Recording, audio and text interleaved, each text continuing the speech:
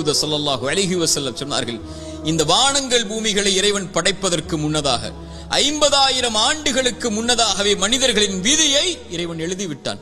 எவ்வளவு நாள் இவன் வாழ்வான், எவ்வளவு நாளில் மரணிப்பான், எதை பெறுவான், எதை இழப்பான், இவனுடைய வாழ்வாதாரம் என்ன, இவனுடைய சொத்து என்ன, இவனுடைய நஷ்டம் என்ன, இவனுடைய உறவு என்ன, இவன் பிரிவது என்ன, எல்லாம் எழுதப்பட்டு விட்டது.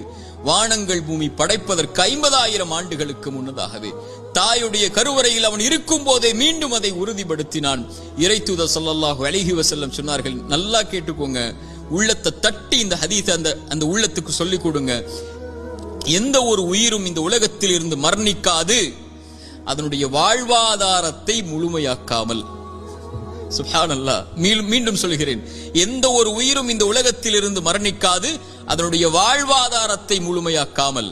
இவன் எதை பெறுவான், எதை இழப்பான், இவனுடைய சொத்து என்ன, இவனுடைய செல்வம் என்ன, ஒரு மனிதன் தன்னுடைய கடைசி சொட்டு தண்ணீரை அருந்தும் வரை, ஒரு மனிதன் தன்னுடைய சுவாச காற்றின் கடைசி மூச்சை இறைவன் எழுதியதின்படி சுவாசிக்கும் வரை மரணம் வராது. ஏன் பயப்படுகிறாய் எதிர்காலத்தை பற்றி?